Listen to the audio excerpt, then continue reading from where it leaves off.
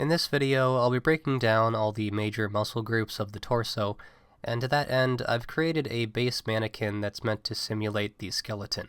If you find what you're looking at right now confusing or intimidating, I would strongly recommend watching my video from a few years ago on bony landmarks, as it'll help familiarize you with skeletal structure. But to give a quick rundown, there is the egg-shaped ribcage with an opening at the bottom. It's important to note that the ribcage is much thinner when viewed from the side. There's the bow-tie-shaped sternum down the middle, the handlebar-shaped clavicles, a basic oval to act as the shoulder girdle, and some thin cylinders to simulate the humerus, which is the uppermost bone of the arm. There's also a much wider cylinder for the neck, and I've included the triangular-shaped shoulder blade on the profile view.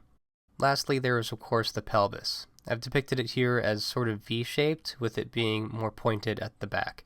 If you find my version too complicated, simply drawing it as a bucket will suffice. All that really matters is that your pelvis has a front and back plane, as well as edges along the sides to act as the iliac crest, a term you should already be familiar with if you've watched my bony landmarks video. Wink wink nudge nudge. An even simpler way to depict the lower half of the torso is as a trapezoid that starts at the waist and ends just above the crotch.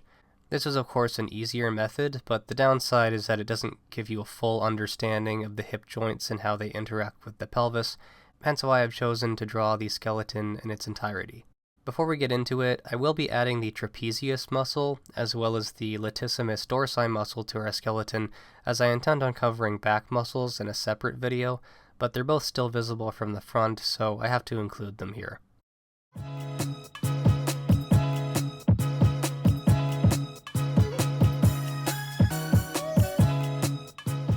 An issue that I've noticed with a lot of anatomy tutorials aimed at beginner and intermediate artists alike is that they'll talk about the overall shape of muscle groups, but leave out origin and insertion points.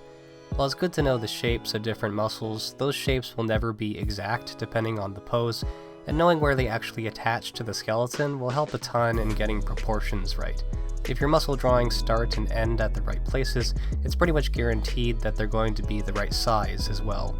As our first example, starting from the top of the figure and working our way down, is the Sternocleidomastoid. I know it's a bit of a mouthful, I tend to just say the sternocleido or SCM muscle. This muscle starts at the very top of the sternum and attaches to the skull just behind the ear.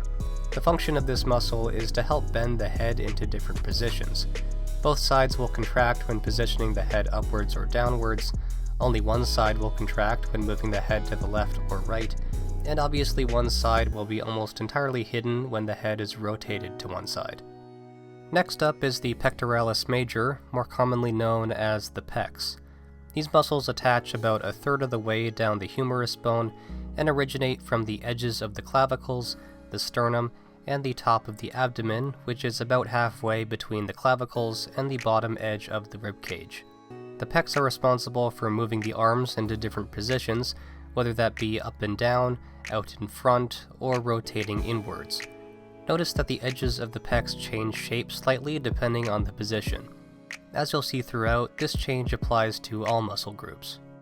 Completing the upper portion of the torso, we have the triangular-shaped deltoids. They originate from the outermost edge of the clavicles and attach about halfway down the humerus bone. As seen from above looking down, the trapezius muscle flows into the deltoid, forming a U shape. The insertion points of the deltoids are probably the most obvious ones, as the muscles insert neatly under the clavicles at the front and under the edge of the shoulder blades at the back, making them look similar to shoulder pads. These muscles also aid in raising and lowering the arms, as well as rotating the arms inward and outward. When the palms of the hands are facing in, the deltoid will be behind the bicep, whereas with the palms facing out, the deltoid will be positioned in front. Connecting the ribcage to the pelvis is the Rectus Abdominis, or abdominal muscles for short. This set of muscles attaches just below the sternum and originates from the pubic bone, that being the bottom of the pelvis. The abs are comprised of 3 sets of square-like muscles, 2 of which are angled downwards before flattening out at the belly button. Following this is one set of more elongated muscles that stop just above the crotch. Then there's of course the midline that divides them directly down the middle. The abs are responsible for bending the torso at the waist and helps lower the body from a standing position to an upright sitting position. It can either be stretched outward or compressed inward depending on the action, or even both when moving the torso to one side. Something I actually forgot to bring up in my males and females video is that the male abdomen can be very angular along the bottom, whereas the female one tends to have softer curves to it, making it shaped similar to a violin. This brings us to the obliques, which make up the majority of the sides of the torso. This muscle group starts just below the pecs, curves along the lower ribs, and ends at the iliac crest of the pelvis. I've also gone ahead and extended the first 3 sections of muscle past that curved line. You'll see why once we get to the last muscle group. The obliques are responsible for both rotating the rib cage and flexing the torso to the left and right.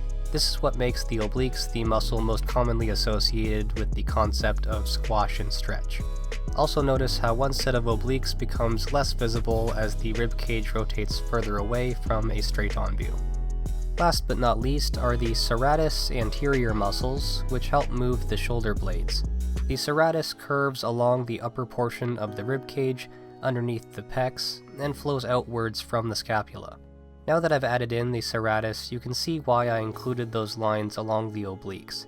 These 4 oblique lines mesh together with the 5 lines of the serratus in a sort of lattice pattern. Looking at this now, I actually made the lats and scapula too small on my profile view, so you wouldn't actually be able to see as much of the serratus as I've depicted here. That's my bad. As you can see from this handful of illustrations, the serratus isn't very large to begin with, and it appears even smaller when you consider how much of it is covered by the pecs at the front and the lats at the back. And once again, you can see how it interlocks with the oblique muscles. Understanding the form and function of these muscles, as well as how they overlap with one another, will make them a lot easier to memorize. The goal isn't necessarily to be able to draw all the individual muscles in heavy detail, but rather to understand why the body looks the way it does from the outside. As said, I'll be covering back muscles at a later date, as well as the arms and legs, so something to keep an eye out for.